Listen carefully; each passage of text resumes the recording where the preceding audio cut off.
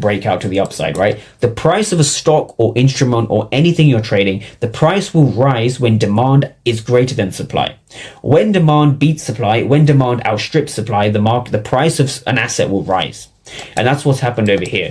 Now, from a trading perspective, the way we want to interpret this is by saying, okay, we see aggression of the sellers, right? Aggression of the sellers, but we see a bullish breakout. Aggression of the sellers, and we see a bullish breakout. Now, with these two things, we can confirm our demand zone, because in this region, there's a ton of sellers, right? Aggressive sellers, right? But are they rewarded, right? These aggressive sellers, are they rewarded? No, right? And that's what the absorption principle stands for. That's exactly what you saw here. You see all these aggressive sellers, but we have constant breaks to the upside, which just shows us that a demand is in control, or a demand has been created. So the reason this is important now is because you don't want to ignore this level. So we had this level here that kept holding throughout the whole of December, and it continued to hold all the way until the New Year's now.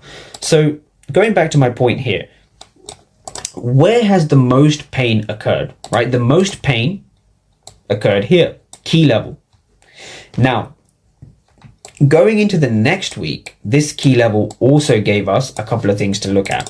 And so this is where we start to use other concepts to our advantage, right? So we're still looking at delta, but in this case, it's the flip side, right? Things have now flipped in reverse.